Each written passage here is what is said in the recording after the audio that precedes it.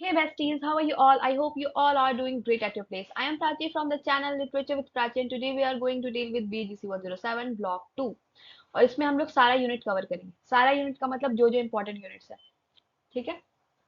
तो इसमें हम लोग का पोइट्री है.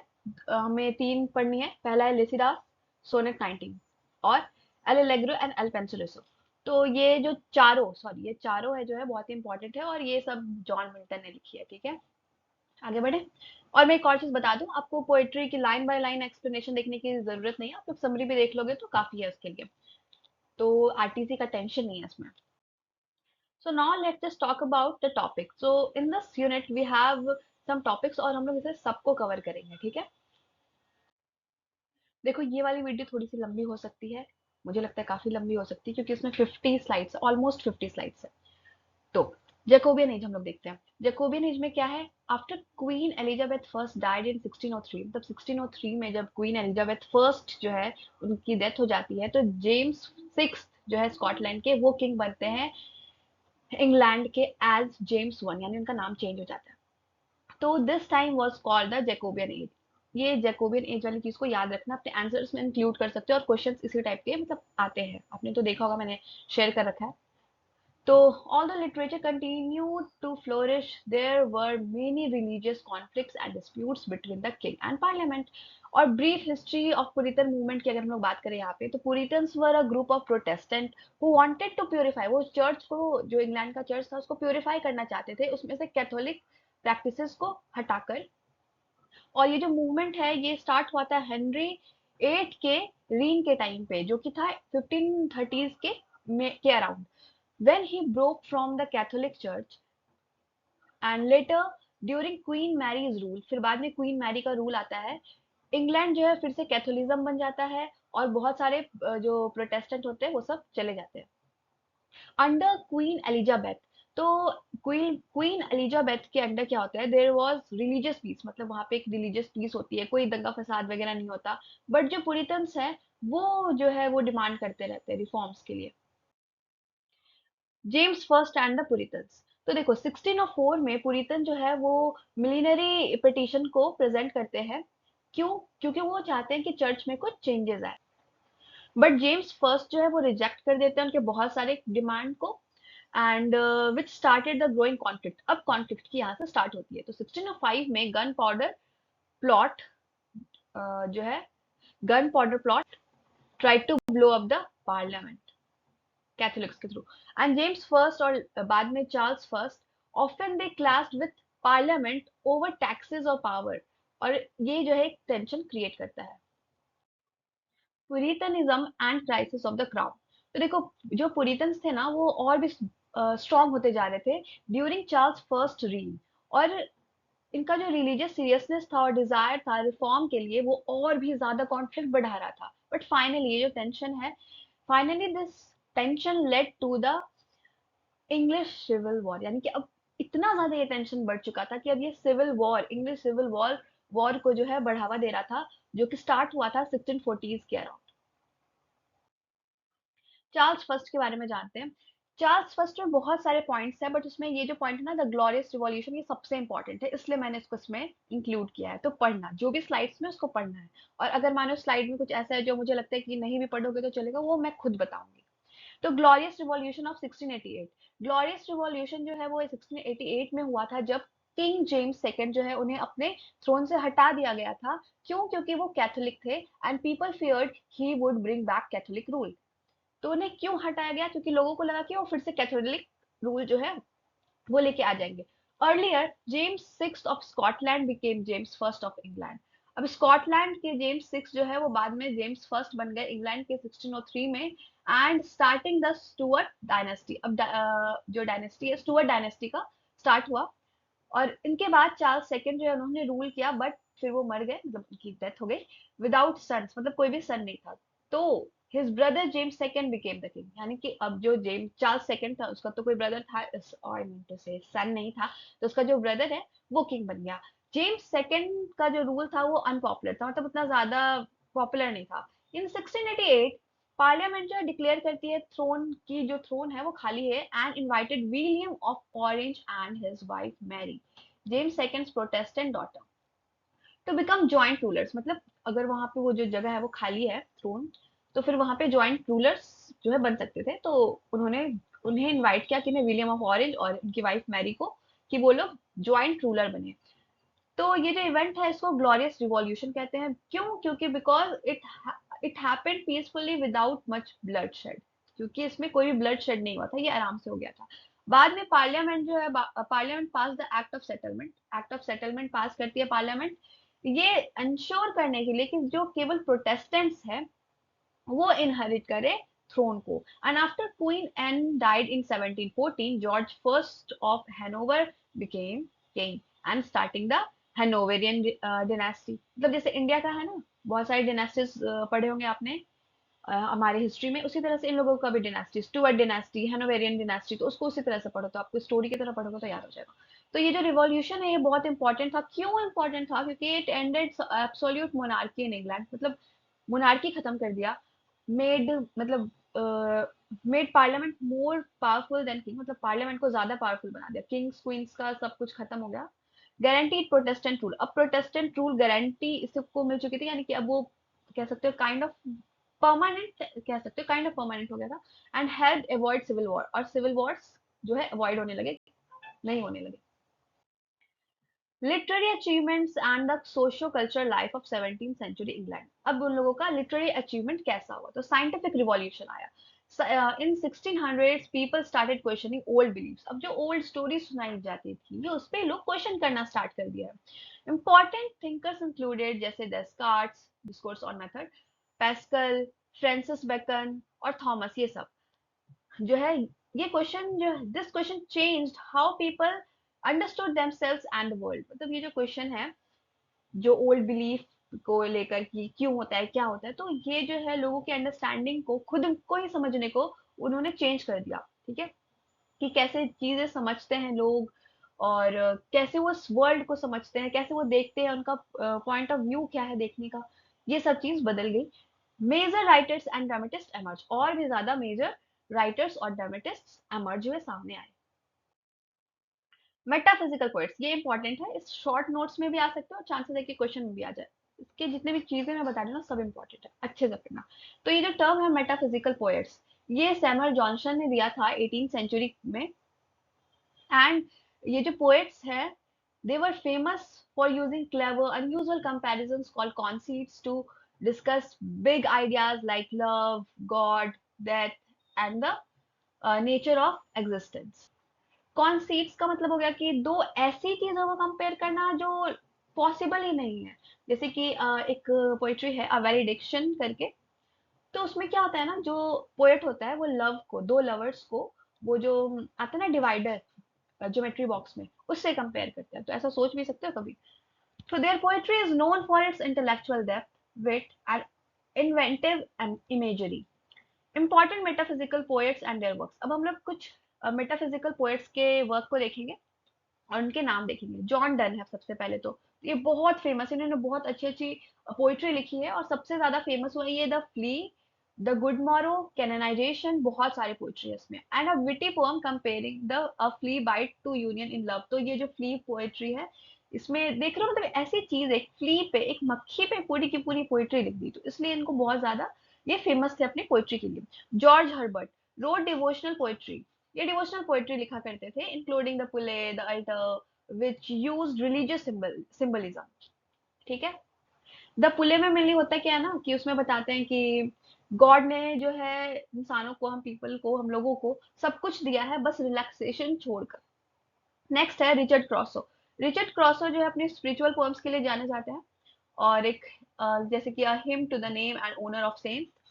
देखो बस इतना याद रखना, स्पिरिचुअल पोएम के लिए जाने जाते हैं, इतना ये इसका नाम याद नहीं रहने वाला है, तो ज्यादा खुद को फोर्स मत करना। एंड्रयू मार्वल, एंड्रयू मार्वल की बात करें तो ये पॉलिटिकल पॉलिटिकल थीम्स और लव थीम्स का ब्लेंड करते थे।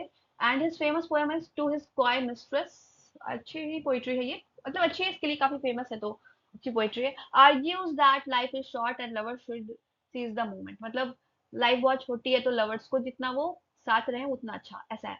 हेनरी वॉगन और Abraham कॉलवे also contributed many reflective and religious poems। देखो ये है, ये जाने माने, जैसे हेनरी वॉगन जो है वो मेनली गॉड को मानते थे, ये सब चीजें इसमें समझ लो। मेटाफिजिकल जो है ना वो ऐसी चीजों पे क्वेश्चन करते थे जो मतलब आप सोच भी नहीं सकते कि यूनिवर्स क्या है, लाइफ क्या है, लाइफ आफ्टर डेथ क्या है, इन सब चीजों से रिलेटेड। और उनकी पोएट्री भी काफी यूनिक हुआ करती थी। अब आ जाते हैं कैवलियर पोएट्स। तो ये क्या है? कैवलियर पोएट्स जो है they were supporters of King Charles first during the English civil war. They were usually royalist courtiers and noble man. वो लोग क्या होते थे? रॉयलिस्ट कोटियर्स होते थे, नोबल मैन होते थे, जो पोएम्स लिखते थे उनके किंग की लॉयल्टी, लव, और मतलब उनके किंग की लॉयल्टी, लव, ब्यूटी और एंजॉयमेंट के, मतलब लाइफ में जो भी एंजॉयमेंट होता है उसको सेलिब्रेट करने के लिए वो लोग पोएट्री लिखते थे। एंड इनका स्टाइल क्या होता था? Graceful, clear, elegant. और ये क्या अवॉइड करते थे? कॉम्प्लेक्स मेटाफिजिकल इमेजरी को ये अवॉइड करते थे अपने पोइट्रीज में। और ये जो टर्म है कैवेलियर, इसका मतलब होता है हॉर्समैन और night, but it is also suggested brave, chivalrous chivalrous men who loved pleasure and festivity. Famous cavalier poets and their works. तो देखो हम लोग इनकी कुछ पोएट्स है उसका नाम देखते हैं इस टाइम की कैवलियर पोएट्स जिन्हें कहा जाता है। थॉमस कैरियो, इन्होंने बहुत सारी पोएट्री लिखी है। Wrote rapture praising physical love and an elegy on the death of John done.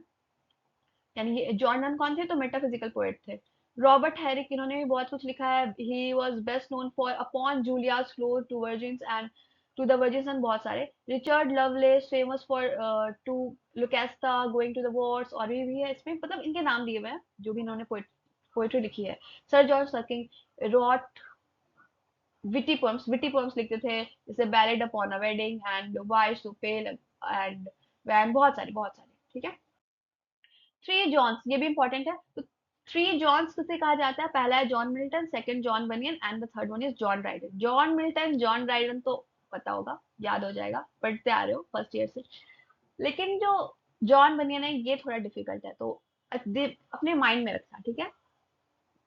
MBD करके। जॉन तो तीनों में होगा, एमबीडी करके याद रखना। चलो, तो जॉन मिल्टन की बात करें तो एक ग्रेट पोएट, एसेइस्ट और थिंकर है। और इन्होंने पैराडाइज लॉस्ट, बहुत ही फेमस एपिक पोएम है ये, इन्होंने लिखी है। Telling the story of Satan's rebellion and fall of Adam and Eve. Wrote also Areopagitica, a famous prose work arguing against censorship. John Bunyan जो है ये भी बहुत ही अच्छे और फेमस पोएट है। पुरितन प्रीचर एंड राइटर, एक पुरितन प्रीचर और एक राइटर है। Best known for the pilgrims progress, बहुत ही अच्छी एलेगरी वाली स्टोरी है ये। आपको मजा आएगा पढ़ने में ये, अगर पढ़ते हो तो, बट अभी टाइम नहीं है हमारे पास, तो टाइम नहीं है तो आगे बढ़ते हैं। An allegory about a man named Christian traveling to salvation. Wrote grace abounding to the chief of sinners while in prison for his religious beliefs. John Dryden की बात करें तो ये बहुत ही इन्फ्लुएंशियल राइटर रहे हैं रिस्टोरेशन इंग्लैंड के। So the period is called the age of Dryden, इसलिए इनका जो जिस टाइम पे ये लिखा करते थे, जिस टाइम पे ये थे, उस टाइम को एज ऑफ ड्राइडन भी कहा जाता है। He was the very first official poet laureate of England, याद रखना ये चीज। Famous for the using heroic couplet, heroic couplet का यूज करते थे, यानी कि जो राइमिंग जो लाइंस होती थी राइम की, वो पेयर्स में होती थी, ठीक है। और road place poems and criticism. अब है हमारा यूनिट टू। यूनिट वन खत्म हो चुका है ब्लॉक टू का। यूनिट टू पे हम लोग आ चुके हैं, तो उसमें सिर्फ हम लोग जॉन मिल्टन के बारे में जानेंगे, और कुछ भी जानने की जरूरत नहीं है यूनिट टू में, बस इतना है, जॉन मिल्टन के बारे में थोड़ा सा इन्फो ले लो। तो जॉन मिल्टन कौन है? John Milton was one of the greatest English poets of 17th century. He was also an essayist, pamphleteer and thinker. Famous works इनके हैं पैराडाइज लॉस्ट और ये सब, Paradise Regained, then Samson Agonistes, ये सब चीज आपको पढ़नी पड़ेगी। जैसे हिज फेमस वर्क, ये इसका फेमस वर्क था। एंड एन एपिक पोएम है, ब्लैंक वर्स में है ये, शैतान के रिबेलियन अगेंस्ट, मतलब गॉड के अगेंस्ट शैतान चला जाता है, देन उसका फॉल होता है हेवन से, and temptation and fall of Adam and ewe, यही सब कुछ है इसमें। और फिर इट हैज, इसमें 12 बुक्स है and it is considered one of the greatest epics in English literature. फिर और भी इनकी वर्क्स है, वो आप देख लो यहाँ पे। स्टाइल और थीम की बात करें तो ये जो है ग्रैंड लैंग्वेज और क्लासिकल रेफरेंस का यूज करते थे, और इनके जो वर्क्स थे वो रिफ्लेक्ट करते थे deep Christian faith as well as themes of freedom, obedience, knowledge, and human struggle. He often combined politics and religion in his writings. Political involvement की बात करें तो मिल्टन जो है पुरितन को सपोर्ट करते थे, एंड पार्लियामेंट जो and the parliament during the English civil war, तो जब सिविल वॉर चल रहा था तो मिल्टन जो थे वो पुरितन को सपोर्ट कर रहे थे. He wrote pamphlets and defending the execution of King Charles first. He worked as Latin secretary to Oliver Cromwell government. Later life, उनका आगे का लाइफ क्या हुआ, तो क्या हुआ ना, कुछ टाइम के बाद वो ब्लाइंड हो जाते हैं. तो मिल्टन बिकेम कम्प्लीटली ब्लाइंड. पहले तो धीरे धीरे उनकी आंखें जा रही होती है, बट फिर बाद में वो पूरी तरह से ब्लाइंड हो जाते हैं 1652 में. But he continue to dictate his poem and essays and he died in 1674. मतलब सोचो, वो ब्लाइंड होने के बाद भी उन्होंने पोएट्री लिखना, एसेज लिखना नहीं छोड़ा. अब यूनिट 3 यहाँ से स्टार्ट हो. तो ब्लॉक 3 में हमारे कुछ टॉपिक्स हैं. हमारे यहाँ पे 4 टॉपिक्स आपको देख, 5 टॉपिक्स, सॉरी 4 टॉपिक्स ही हैं इसमें, ये गलती से कलर हो गया, ठीक है. 4 टॉपिक्स है यहाँ पे, तो हमें वो देखना है और इन सबको हम डिस्कस करेंगे. और देखो, elegy, pastoral poetry, pastoral elegy, ये सब कुछ पूछते हैं शॉर्ट नोट्स में. और आई थिंक मैंने जो इंपॉर्टेंट क्वेश्चन दिया उसमें ये सब कुछ इंक्लूडेड है. एपिलॉग क्या होता है, तो आपको उसे ध्यान से देखना पड़ेगा. ठीक है, आगे बढ़े. तो द एलिजी, पेस्टोरल पोएट्री, ये सब लोग यहाँ पे देखेंगे. तो एलिजी क्या होती है, जो वर्ड एलिजी है ये ग्रीक वर्ड से आई है जिसका नाम है एलिगस. इसका मतलब क्या होता है, एक सैड सॉन्ग जो गाया जाता है with the flute to express grief.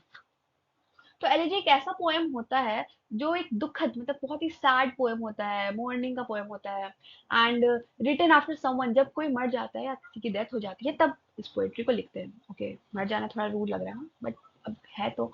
It is different from similar forms like an epitaph, short words on a grave, and an ode only praises the person. देखो, ओड में सिर्फ पर्सन को elegy है तो पर्सन प्रेज कर रहे हैं, but odd में बहुत सारी चीजें आ जाती है. कोई भी एक पर्टिकुलर जगह या पर्सन या कुछ भी चीज को लेकर अगर कोई पोएट्री लिखी गई है या उसे प्रेज किया जा रहा है तो वो ओड होती है. ठीक है, कंफ्यूज मत होना. अ यूलॉजी, वैसे आपको ये ओड के बारे में 109 में देखने को मिलेगा. And a eulogy, a formal speech usually in prose. Features of an elegy, तो बहुत सारे फीचर्स हैं. Most elegies follow a set pattern. बहुत सारे जो एलिजीज है वो कुछ पैटर्न जो यहाँ पे दिए हुए हैं उससे फॉलो करते हैं. Lament, the poet expresses deep sadness and grief over the death. ये तो एलिजी है तो ऑफ कोर्स.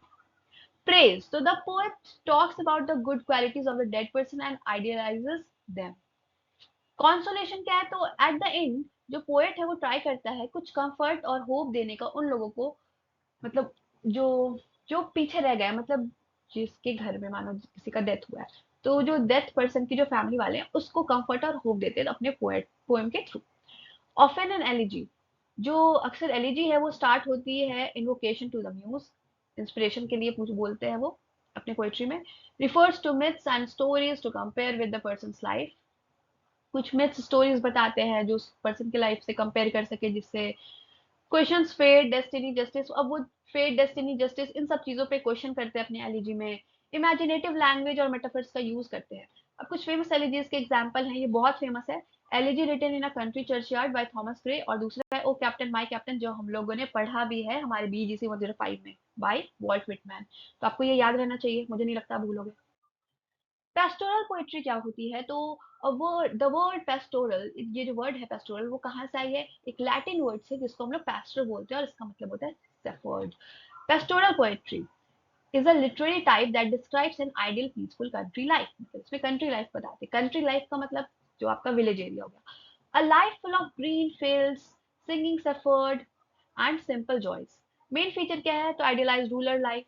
ओके, मुझे ये दिख नहीं रहा ठीक से. या rural life, then it does not show real country problems like poverty or hardship. Instead, it paints a romantic, perfect picture of village life. Stylized is, stylized and artificial. Very crafted और conventional होते हैं. Natural और realistic नहीं होते. Common themes की बात करें तो लव और सेडक्शन होता है, ग्रीफ और लॉस होता है, प्रेज ऑफ सिंपल लाइफ और करप्ट सिटी लाइफ. यानी कि सिंपल लाइफ का मतलब क्या, विलेज लाइफ को वो लोग प्रेज करते हैं और सिटी लाइफ को वो लोग करप्ट बताते हैं. रेनेसा एंड लेटर इन्फ्लुएंसेस, तो इसमें क्या क्या है, Petrarch introduce satire on corrupt church practices. Sannazaro इसमें क्या है, wrote about drowning death, जैसे लिसिदास के साथ है। Spenser's Spenser shepherd's calendar, criticized corrupt priests, lamented dead friends। Shakespeare की अगर बात करें तो use pastoral scenes in as you like it, Cymbeline and the winter's स्टे। टाइप्स ऑफ पेस्टोरल पोएट्री, तो इसके कुछ टाइप्स हैं। इकोलग, इसमें एक डायलॉग होता है बिटवीन सेफर्ड्स के बीच में, कुछ बातचीत चलती है। नेक्स्ट है पेस्टोरल एलिजी, इसमें अपने फ्रेंड के डेथ पे जो है, जो पोएट होते हैं वो मॉर्न करते हैं, सैड पोएट्री लिखते हैं, जैसे कि मिल्टन, लिसिदास, उसके बारे में हम लोग पढ़ने वाले हैं। सिंगिंग कॉन्टेस्ट होता है, सेफर्ड्स कम्पीट इन सॉन्ग, इसमें जो सेफर्ड है वो सॉन्ग के थ्रू कम्पीट करते हैं। मोनोलॉग, मोनोलॉग तो आपने सुना होगा। सेफर्ड जो है वो प्रेज करते हैं, कंप्लेन भी करते हैं और एक्सप्रेस भी करते हैं क्या, लव।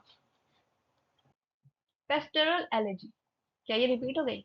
नहीं, हम लोगों ने पिछले टाइम पे, पिछला टॉपिक था पेस्टोरल पोएट्री और ये है पेस्टोरल एलिजी, ठीक है। तो पेस्टोरल एलिजी क्या होती है? It is a special type of elegy and it mixes the sadness of losing someone with the peaceful ideal world of shepherds and nature। यानी इसमें शेफर्ड और सैडनेस का मिक्सचर है। पेस्टोरल एलिजी कम्स फ्रॉम, तो pastoral poetry, pastoral इकोलॉग और pastoral elegy, इसके बारे में हम लोग देखते हैं। तो पेस्टोरल पोएट्री क्या होती है? These are the poems about shepherds and country life, ठीक है, पोएट्री है। इकोलॉग एक शॉर्ट पोएम होती है सफर्ड के बारे में, जिसमें सफर्ड बात कर रहे होते हैं। अब तो उस टाइम पे हो सकता है थोड़ी कंफ्यूजन हो भी जाए, बट अब कोई कंफ्यूजन नहीं रहनी चाहिए, क्योंकि शॉर्ट में एकदम एग्जैक्ट वही पॉइंट है यहाँ पे। पेस्टोरल एलिजी क्या होती है? एक ऐसी पोएम होती है जहाँ पे पोएट जो है वो एक सफर्ड की तरह प्रिटेंड करता है और अपने दूसरे सफर्ड के डेथ पे मॉर्न करता है। क्लियर? इसके मेन फीचर क्या है? तो starts with invocation to the muse. Poet यानी सेफर्ड जो है वो डीप ग्रीफ दिखाता है, डेड फ्रेंड को प्रेज करता है और हमेशा डेथ को ब्लेम करता है कि उसने उसने उसके फ्रेंड को उससे दूर कर दिया। And describes how nature is sad, flowers, rivers, animals mourn, मतलब वो ऐसा दिखाता है कि उसके फ्रेंड के डेथ पे जो नेचर है वो भी सैड हो गई है। It's with acceptance of death and hope for eternal life, may have a funeral procession, flowers as symbol. इन सब में क्या क्या हो सकता है? ये है, ठीक है। रिफ्रेन हो सकता है यानी रिपीटेड लाइंस हो सकती है। Satirical comments on society, rhetorical questions हो सकते हैं, यानी कि asking questions without expecting an answer, यानी वो क्वेश्चन पूछ रहा है और उसे लगता नहीं है कि उसका आंसर उसे मिलेगा भी, तो खुद ही उस चीज का जो है आंसर करता है, ठीक है। वैसे रिफ्रेन की अगर बात करें तो ये सिर्फ सैड पोएट्री में नहीं होती है, ये हैप्पी पोएम्स में भी आपको देखने को मिल जाएगी। देखो अब हम लोग देखेंगे लिसिदास को एज अ पेस्टोरल एलिजी। तो लिसिदास जो है, जो जॉन मिल्टन ने लिखी है, एक पेस्टोरल एलिजी है। पेस्टोरल एलिजी क्या है, अब आप लोग मुझे कमेंट में बताना अगर टाइम है तो, ठीक है। Which means it is a poem of mourning set in an ideal countryside world using shepherd imagery. Classical convention in Lycidas, तो मिल्टन जो है यहाँ पे बहुत सारे ट्रेडिशनल एलिमेंट्स फॉलो करते हैं एंशियंट ग्रीक और रोमन पेस्टोरल एलिजी के। इन्वोकेशन ऑफ द म्यूज, तो एट द स्टार्ट जो पोएट है वो म्यूजेस को बुलाते हैं इंस्पिरेशन के लिए, फिर बाद में पोएट जो है वो अपने सेफर्ड फ्रेंड के लिए एज अ सेफर्ड अपना जो दुख है वो बाहर ला रहे हैं, रोते हैं, रोते नहीं, मतलब मॉर्न कर रहे हैं। एक ही चीज हुआ, प्रेज ऑफ द डेड। तो एडवर्ड किंग जो है यानी लिसिदास इज अ यूलोजाइज्ड एंड एडमायर्ड। देखो एक्चुअली क्या ना, एडवर्ड किंग के बारे में ये है, ये पोएट्री उनके डेथ पे जो है हमारे जो पोएट है वो, उन्होंने ये पेस्टोरल एलिजी लिखी है, जहाँ पे उन्होंने लिसिदास यानी एडवर्ड किंग को एक सेफर्ड बताया, खुद को भी यहाँ पे एक सेफर्ड जो है दिखाया, एज अ सेफर्ड दिखा रहे हैं, ठीक है। तो क्या होता है, एडवर्ड किंग की बहुत यंग एज में ही डेथ हो जाती है, तो इसलिए वो बहुत और भी ज्यादा सैड है, क्योंकि इन्होंने भी ये भी पोएट्री लिखा करते थे। ब्लेमिंग डेथ, डेथ को वो एक्यूज करते हैं, इंसल्ट करते हैं कि उसके फ्रेंड को जो है डेथ ने उनसे छीन लिया। नेचर मॉर्निंग, वो बताते हैं कि किस तरह से ट्रीज, फ्लावर्स, रिवर्स, ये सब जो है उनके सैडनेस में जो हम है, हमारे पोएट है उसके सैडनेस में जुड़ रहे हैं।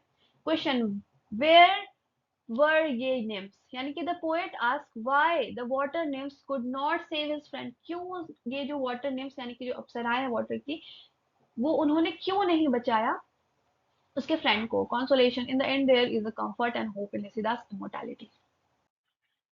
क्रिश्चियन एलिमेंट्स, तो unlike old classical elegies Milton mixes Christian ideas, जिसमें कि इसमें गुड शेफर्ड जो है उसका इमेज दिखाया है, जिसमें वो उसको कह सकते हो कि वो क्राइस्ट के जैसा है, मतलब the image of good shepherd for Christ, Christ के लिए उन्होंने यूज किया गुड शेफर्ड का image.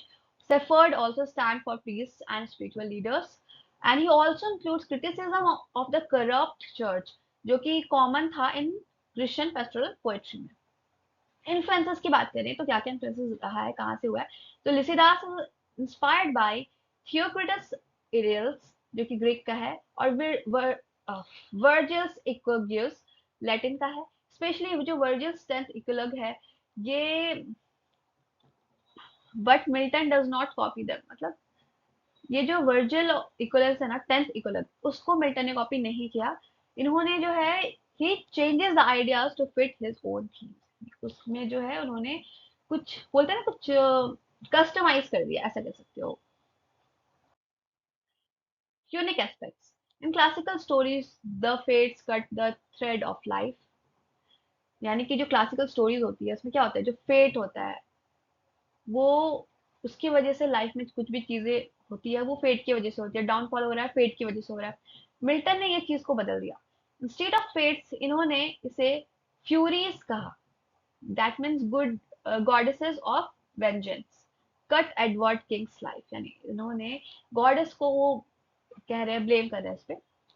This shows that his friend's death was cruel and meaningless, ये दिखाता है कि इनका जो फ्रेंड था एडवर्ड किंग, उनकी जो डेथ थी वो क्रूल और मीनिंगलेस थी, मतलब उनकी डेथ होनी ही नहीं चाहिए थी इतनी यंग एज में। और बात भी सही है, बहुत यंग एज थी उनकी। लिसिदस समरी एंड नोट्स, अब हम लोग इसका समरी देखते हैं। तो पहले स्टार्ट होता है प्रोलोग, तो पोएम स्टार्ट होता है with the poet saying he feels forced to sing this mournful song, even though इनका जो माइंड है वो इस चीज के लिए रेडी नहीं है, वो ये सॉन्ग नहीं गाना चाहता, फिर भी वो ये सॉन्ग गा रहे हैं। एंड वो कंपेयर करते हैं plucking the hearts and fruit laurel to writing sad verses before the proper time in life, यानी कि उन्हें नहीं लगता कि अभी लिखने का सही टाइम है, तो इसलिए उन्हें, मतलब वो बहुत ज्यादा इरिटेटेड फील करते हैं उस टाइम पे। ही कॉल्स अपॉन द म्यूसेस, वो म्यूसेस को बुलाते हैं, द गॉडेस ऑफ पोएट्री, ये कौन है, तो वो पोएट्री की गॉडेस है, to help him express his sorrow, वो चाहते हैं कि जो म्यूसेस आए और उनकी हेल्प करे कि वो अपना सॉरो एक्सप्रेस करें। He remembers how he and Lycidas, that means Edward King, were friends from childhood and growing up together, studying and singing in the countryside. And ये जो part है, it sets a sorrowful mood and introduces Lycidas as a dear companion. I hope ये clear है। तो अब आ जाते हैं इसका सेक्शन 1 में। तो लिसिदास सेक्शन 1 में क्या दिखाते हैं, here the poet expresses deep grief for Lycidas, ultimately death. और ये पिक्चर करता है लिसिदास को कि वो डूब गया है सी में। फिर he turns to the nymphs, water spirits and questions कि क्यों वो वहां नहीं थे लिसिदास को बचाने के लिए। ये सोचता है, कौन, पोएट सोचते हैं where they were when his friends died. He also blames fate for the cutting Lycidas life short. ये फेट को भी ब्लेम करते हैं कि उन्होंने जो है लिसिदास, उनके फ्रेंड की जो लाइफ है बहुत कम रखी, comparing it to the shears cutting the thread of life. And this section shows the poet's shock, helplessness and search for someone to blame. Section 2 की बात करते हैं अब। तो सेक्शन 2 में क्या है, इस पार्ट में all of the nature joins the morning, यहाँ पे जो पोएट है वो बताते हैं कि जितने भी नेचर के पार्ट्स हैं जैसे फ्लावर्स, ट्रीज, रिवर्स, ये सब लोग भी सैड हो रहे हैं लिसिदास के डेथ पे। And the poet describes how Lycidas' sweet songs and poetic talent are now silenced forever. The loss is not only personal, लेकिन ये लॉस जो है वो हर एक उस आर्ट का है जिसे हम इंजॉय। तो ये जो सेक्शन है ये हाईलाइट करता है लिसिदास के लाइफ और टैलेंट के ब्यूटी की, एक प्रॉमिस की। ठीक है, तो this section highlights the beauty and promise of Lycidas life and talents. Third section में आ जाते हैं, तो इसमें क्या है, इस सेक्शन में जो पोएट है वो एरिथ्यूसा और मिनिसियस जो है रिवर गॉड्स, इन्हें ये इवोक करते हैं, which represents classical traditions of pastoral poetry. और फिर the figure of Saint Peter appears as an old wise shepherd, अब ओल्ड वाइज शेफर्ड की तरफ सेंट पीटर जो है उनका फिगर सामने आता है इस पोएट्री में, उनकी बात करते हैं। तो सेंट पीटर जो है वो स्पीक करते हैं, मतलब बात करते हैं sternly about the corruption among church leaders who are like false shepherds that neglect their flocks and he wants that judgment will come upon them. और ये जो सेक्शन है ये मूव करता है beyond the personal grief and criticizes to the moral decay in religion. Next है section 4. Section 4 में क्या है, here the poem's tone shift from sadness to comfort. अब सैडनेस से कंफर्ट की तरफ ये पोएम का शिफ्ट हो रहा है, जहाँ पे पोएट जो है कंसोल करते हैं खुद को बाय सेइंग कि लिसिदास हैज नॉट ट्रूली डाइड, कि लिसिदास सच में नहीं मरा, वो अभी भी मन में है. His soul lives on in the heaven, उसका जो सोल है वो हेवन में है. ब्लेस्ड अमॉन्ग सेंट्स, और Lycidas is imagined as a bright star shining forever in the sky. जो पोएट है वो फिर एक होप ढूंढते हैं क्रिश्चियन फेथ में, ये बिलीव करते हैं दैट कि डेथ जो है वो पूरी तरह से ट्रू डिस्ट्रक्शन नहीं है, और फेम का और वर्च्यू का. और ये जो पार्ट है ये क्या करता है, it brings a feeling of peace and acceptance. Last है एपिलॉग. एपिलॉग जो है इसमें क्या होता है, मॉर्निंग आ चुकी है and the poet finishes lament, he rises and leaves the imagined pastoral world of grief और he looks forward to a new day. अब ये नया दिन देख रहे हैं, मतलब नई स्टार्टिंग अब हो रही है. ready to return to ordinary life, अब वो नॉर्मल लाइफ में अपने चले जाएंगे, हो गया उनका, मतलब उन्होंने अपने फ्रेंड के लिए दुख मना लिया. the poem ends with a calm mood and the idea that life goes on. Okay इसे देख के मुझे एक सॉन्ग याद आ गई, लाइफ गोज ऑन करके एक सॉन्ग है. लिसिदास सब्सटेंस क्रिटिकल एनालिसिस. तो ये देखते हैं, लिसिदास का एक पेस्टोरल एलिजी है जो कि जॉन मिल्टन ने 1637 में लिखी थी. It wants the death of Milton's Cambridge friend Edward king, मतलब कैम्ब्रिज फ्रेंड, कॉलेज के फ्रेंड थे, who ड्रॉन्ड in the Irish see when his ship sank. ठीक है, सब्सटेंस एंड सिंपल पॉइंट्स. तो अब इसमें देखते हैं क्या क्या सब्सटेंसेस इन्होंने यूज किए हैं. तो the poem imagines Milton and King as a suffered. King and पे एडवर्ड किंग की बात हो रही है. ठीक है, a convention of pastoral poetry. Next है, it starts with deep personal grief and a feeling of helplessness. The poet questions क्यों ये प्रोटेक्टिव स्पिरिट्स क्यों नहीं उसके फ्रेंड लिसिदास को सेव किया. ये ब्लेम करते हैं फेट को, और नेचर जो है, नेचर फ्लावर्स वो सब भी लिसिदास के साथ मॉन्ट कर रहे हैं, दुख मना रहे हैं, ग्रीफ में है. सेंट पीटर जो है वो अपीयर होते हैं, वो बताते हैं कि चर्च के जो क्लर्जी है वो सब कितने करप्ट हो गए हैं. फाइनली जो मिल्टन है वो कंफर्ट करते हैं खुद को, ये इमेजिन करते हुए कि लिसिदास जो उनके फ्रेंड है, उनका जो सोल है वो अब हेवन में है और स्टार की जैसे शाइन कर रहा है. पोएम यहाँ खत्म होती है होपफुल नोट पे. यहाँ पे सेलिब्रेट कर रहे होते हैं लिसिदास हमारे इमोर्टैलिटी को. ओवरऑल में क्या है कि लिसिदास जो है ही mixes classical mythology, muses nymphs and river gods का यहाँ पे बात हुई है ना, क्रिश्चियन बिलीफ जहाँ पे सेल्वेशन और हेवन की बात हुई है. ठीक है, तो इन्होंने क्या मिक्स किया, क्लासिकल मिथोलॉजी और क्रिश्चियन बिलीफ को. क्रिटिकल एनालिसिस देखते हैं इसकी. तो अब क्लासिकल पेस्टोरल एलिजी है ये. मिल्टन ने यहाँ पे ग्रीक और रोमन ट्रेडिशन को फॉलो किया है. इन्होंने सेफर्ड इमेजरी का यूज किया है, जो कि म्यूसेस और म्यूसेस जो स्टार्टिंग में बुलाते हैं ना इंस्पिरेशन के लिए पोएट, उनका यहाँ पे उन्होंने वो किया है म्यूसेस को. पोएम जो है, पोएम इंक्लूड्स टिपिकल फीचर्स जैसे lament, praise of the dead, questioning fate and consolation. अब नेक्स्ट है blending pagan and Christian elements. तो पैगन क्या है, रेफरेंसेस टू क्लासिकल गॉड्स जैसे इनके नाम है एरिथुसा, मिनिक्सियस, निम्फ्स. क्रिश्चियन जैसे सेंट पीटर जो है वो अपीयर होते हैं, बात करते हैं करप्शन के बारे में जो चर्च में चल रहा है. मिल्टन जो है वो ये दो ट्रेडिशन को कंबाइन किया है. कौन से, जो आप क्या है क्लासिकल गॉड्स वगैरह को मिलाना, क्रिश्चियन बिलीफ को मिलाना, ये दोनों को इन्होंने मिक्स कर दिया अपने पेस्टोरल एलिजी में. पब्लिक और पर्सनल ग्रीफ. तो it begins with a personal sorrow. एक पर्सनल सॉरो जो एक फ्रेंड के डेथ पे एक पर्सनल सॉरो है जो दिखा रहे हैं हमारे पोएट, उससे स्टार्ट होता है. फिर बाद में ये मोरल क्रिटिसिज्म में जो है शिफ्ट हो जाता है, कन्वर्ट हो जाता है. Finally it moves to spiritual consolation and acceptance. अब उन्होंने एक्सेप्ट जो है कर लिया है क्या, अपने फ्रेंड के डेथ को, ये मान लिया है क्रिश्चियन बिलीफ से कि उनका जो सोल है वो हेवन में पहुंच चुका है. And this movement from the private loss to universal truth gives the poem depth. Use of rich imagery and language. उन्होंने रिच इमेजरी और लैंग्वेज का यूज किया है. जैसे मिल्टन का जो लैंग्वेज है वो हाईली पोएटिक, म्यूजिकल और फुल ऑफ विविड इमेजेस है. Example, Lycidas is compared to the laureate hearse and star, nature participates in mourning. तो ये सब चीजें आप देख सकते हो कि कितने रिच इमेजरी का यूज किया है उन्होंने, किन्होंने, जॉन मिल्टन ने. Critic of the कलर्जी. तो देखो, सेंट पीटर का जो स्पीच है वो बहुत ही स्ट्रॉन्ग अटैक होता है ग्रेडी सेल्फिश चर्च के जो लोग हैं, जो लीडर हैं, उन पे. ये जो सटायर है ये एक सीरियस मोरल डायमेंशन जो है ऐड करती है. टोन और स्ट्रक्चर की बात करें तो जो टोन जो है वो सैडनेस से होप की तरफ बढ़ रहा है. स्ट्रक्चर जो है प्रोलोग, लैमेंट्स, प्रेज जो है क्रिटिसिज्म, कंसोलेशन, एपिलोग. एंड ये जो है it is a clear progression makes the poem balanced and effective. अब हम हमारा जो है नेक्स्ट पोएट्री स्टार्ट हो गई है जॉन मिल्टन की, which is sonnet, sonnet 19 on his blindness. यानी कि ये जो पोएट्री है उन्होंने, जॉन मिल्टन ने ब्लाइंड होने के बाद से लिखी है। तो सोनेट होता क्या है? 40 लाइन की पोएट्री होती है, traditionally written in iambic pentameter. तो आयम्बिक पेंटामीटर में लिखी जाती है। इनफैक्ट जो हमारे चौसर है ना, जेफरी चौसर, वो भी आयम्बिक पेंटामीटर में ही लिखा करते थे चीजें।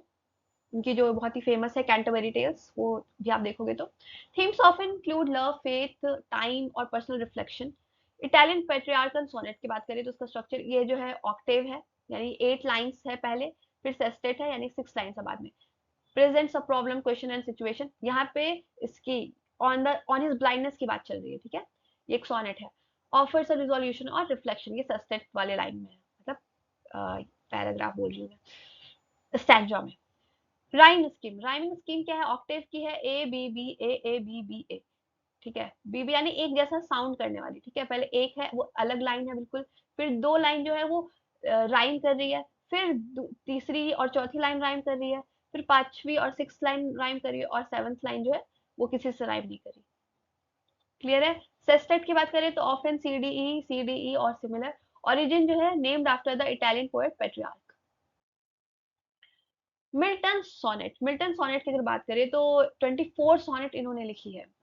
और his sonnets are often serious, meditative और religious रहे हैं rather than about love, क्योंकि सोनेट जो है ज्यादातर लव वगैरह पे अदर्स राइटर लिखे हैं।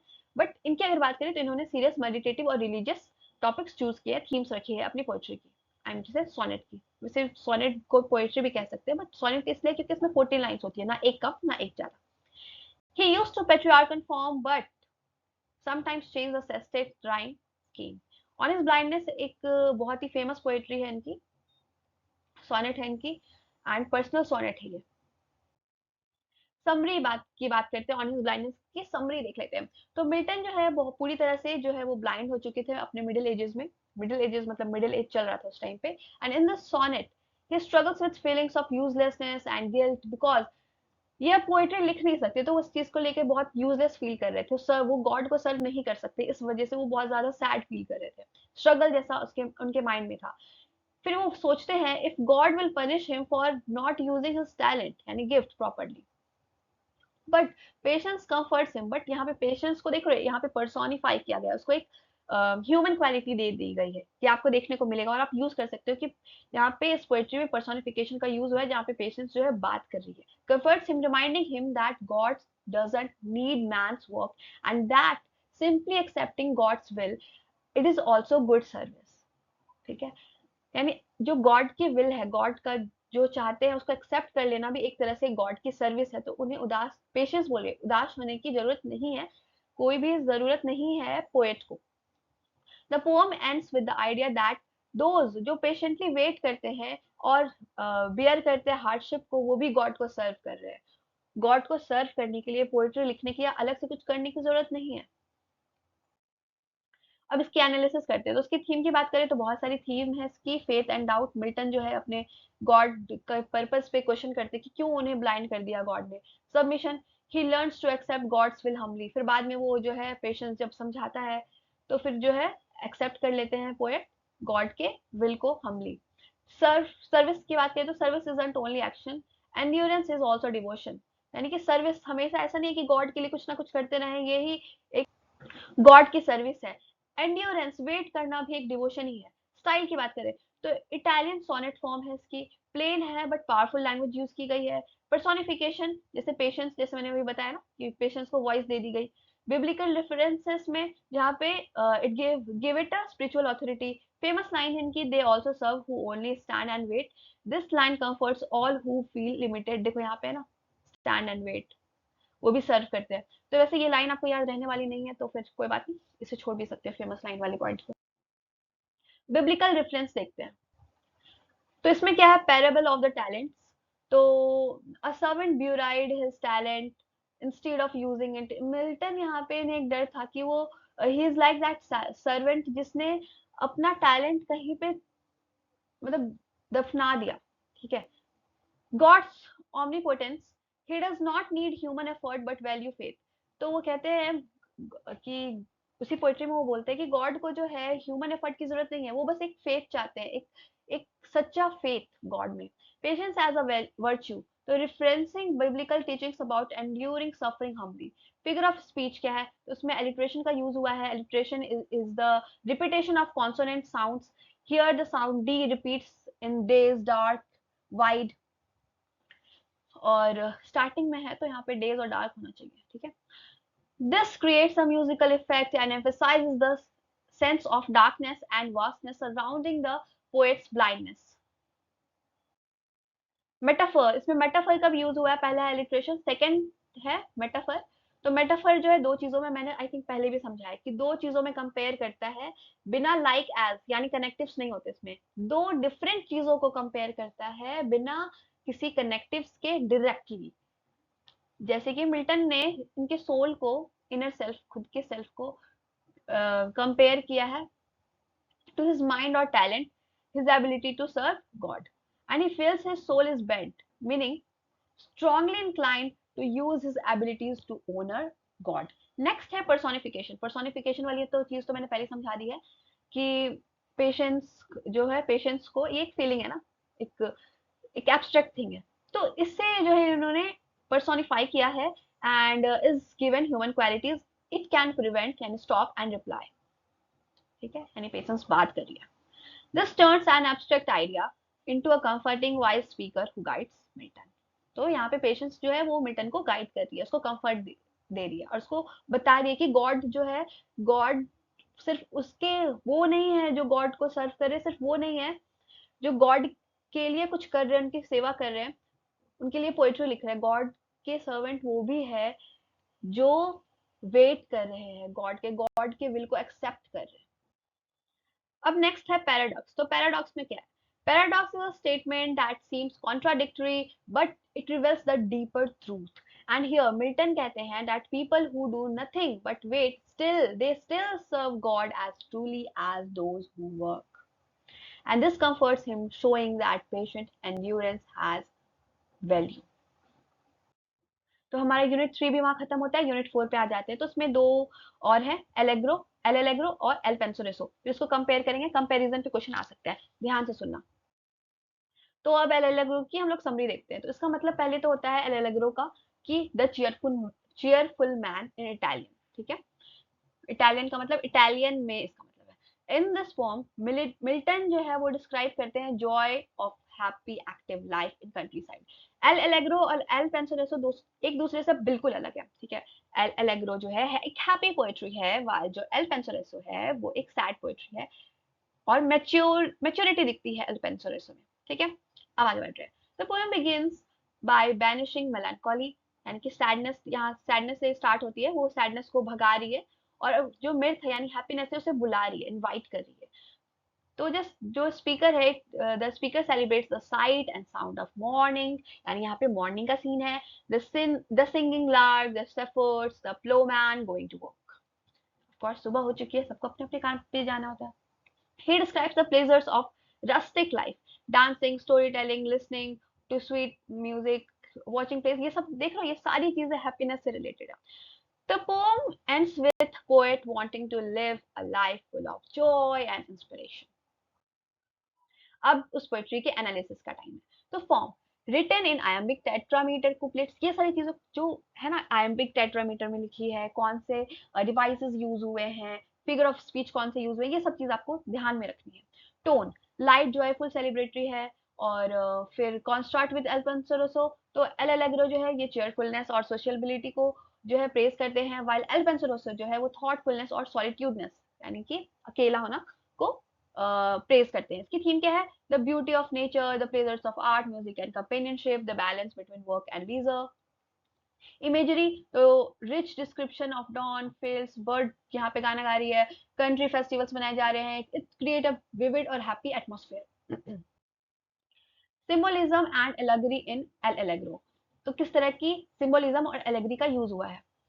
तो myth, a goddess like a goddess like figure symbolizing joy and delight. Melancholy का यूज हुआ है, represents sadness and depression, which the poet rejects, यानी कि स्टार्टिंग में बताया था ना भी कि स्टार्टिंग में जो पोएट है वो सैडनेस को भगा रहे होते हैं और मिथ यानी हैप्पीनेस को फिर वो इनवाइट करते हैं।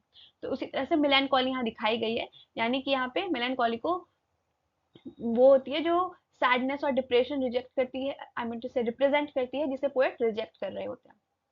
मॉर्निंग का सीन है यहाँ पे, तो ये सिंबलाइज करते हैं एक नया स्टार्टिंग, एनर्जी, क्लैरिटी।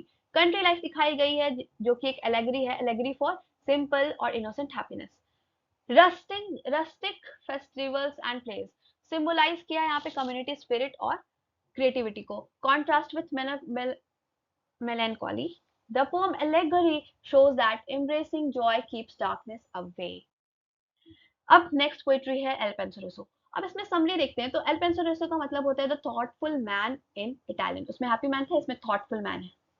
तो ये जो पोइट्री है ये it is a companion of L allegro, and while allegro जो है यहाँ पे जॉय और डे टाइम सेलिब्रेट कर रहा है, प्लेजर बता रहा है, एल पेंसोरेसो सेलिब्रेट करता है मेलैंकोली, सॉलिट्यूड और नाइट टाइम कॉम्प्लीशन, यानी उसमें डे टाइम है और इसमें नाइट टाइम है, एक दूसरे के बिल्कुल अपोजिट है। तो पोएम जो है वो स्टार्ट होती है जहाँ पे पोएट मिर्थ यानी हैप्पीनेस को रिजेक्ट कर रहा है यहाँ पे, और मेलैंकोली को बुला रहा है, इनवाइट कर रहा है, वेलकम कर रहा है।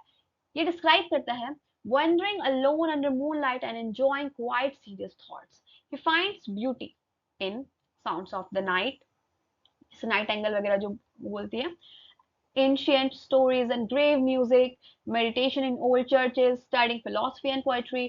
फिर ये इमेजिन करता है spending his days reading and reflecting. Poem जो है यहाँ पे एंड हो जाती है with the wish that melancholy will inspire him to write great works.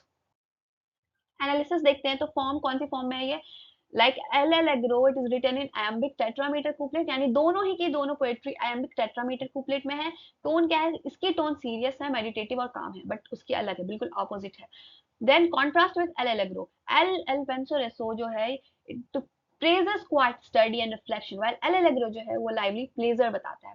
Theme क्या है, तो beauty of solitude and night, night की और सॉलिट्यूडनेस की यहाँ पे ब्यूटी दिखाई गई है। Value of serious thought and learning, inspiration from silence and ancient wisdom, imagery कैसे यूज हुई है, rich description of moonlight, silent libraries and solemn music create a peaceful thoughtful mood.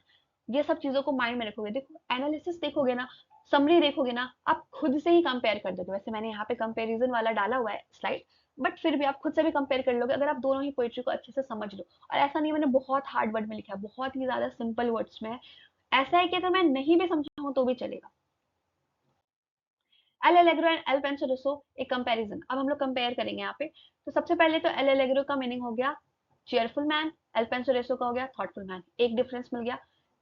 Tone और मूड की बात करें तो एल एलेग्रो की जो टोन है वो है हैप्पी, लाइवली और प्लेफुल, वाइल जो एल पेंसोरेसो है उसमें सीरियस और काम, मेडिटेटिव ये टोन है। मूड की बात करें तो एल एलेग्रो में चेयरफुल जॉयफुल मूड है, वाइल पेंसोरेसो क्वाइट और रिफ्लेक्टिव है। तो एल पेंसोरेसो आप देख सकते हैं एक तरह से मैच्योरिटी दिखा रही है। सेटिंग, एल एलेग्रो की सेटिंग कहाँ हुई थी, मॉर्निंग डे टाइम है, country side sunlight, country side है, सनलाइट है, सेलिब्रेशन हो रहे हैं, सब लोग एक दूसरे के साथ है। एल पेंसोरोसो क्या है, इसमें इवनिंग और नाइट का टाइम है, मूनलाइट लैंडस्केप्स है, सॉलिट्यूडनेस है, स्टडी है, लाइब्रेरी का सीन था। थीम की बात करें, अब इसके थीम की बात करें तो एल एलेग्रो का मेन थीम है joy of life, social pleasures, Il Penseroso value of solitude, deep thought. Nature की बात करें तो एल एलेग्रो में है bright mornings, flowers, fields, Il Penseroso में नाइट, मूनलाइट, साइलेंस, ये सब दिखा गया। एक्टिविटीज की बात करें तो एल एलेग्रो में म्यूजिक, डांसिंग, थिएटर्स है, और एल पेंसोरेसो में रीडिंग, मेडिटेशन, फिलोसफी, ये सब है। पर्सोनिफिकेशन, एल एलेग्रो में जो है यहाँ पे मिथ को इन्वोक कर रहा है, बुला रहा है, और गॉडेस ऑफ जॉय आप बोल सकते हो, उससे बुला रहा है, मिथ को ही गॉडेस ऑफ जॉय बोलते हैं। और एल पेंसरोसो में जो है मेलानकॉली को बुला रहा है जो कि कंटेम्पलेशन की गॉडेस है। क्लियर। सिंबलिज्म कौन से यूज हुए हैं, तो सिंबलिज्म में की अगर बात करें तो एल एलेग्रो में लाइट के टाइम पे डे लाइट, डॉन हैप्पीनेस, और जो डॉन मतलब जो मॉर्निंग होने के पहले जो धूप आती है ना उसके पहले वाला जो मॉर्निंग होती है बिल्कुल ठंडा ठंडा वाला। एल पेंसोरेसो की बात करें तो उसमें मून लाइट है, डस्ट, विजडम है। साउंड, साउंड है, बर्ड सिंग कर रही है, बेल्स रिंग हो रहे हैं, मतलब बेल रिंगिंग, बर्ड सिंगिंग, ये सब चीजें हैं। एल्पेंसोरोसो में नाइट एंगल बोल रही है, ऑर्गन म्यूजिक है। स्पेस की बात करें तो ओपन फील्ड विलेजेस दिखाया गया है एल्पेंसोरोसो में, एल आई मीन टू से एल एलेग्रो में। एल्पेंसोरोसो में दिखाया गया है क्वाइट लाइब्रेरीज और ancient churches. So besties, now this is the end of this session and I hope this session was helpful for you. If yes, then kindly like, share, comment and subscribe this channel. And yes, don't forget to click the bell icon. Furthermore, you can join my Telegram channel. There you will keep updated with the notices of IGNOU. Now we will meet in our next session. Until then, take care, goodbye and all the best for your exams.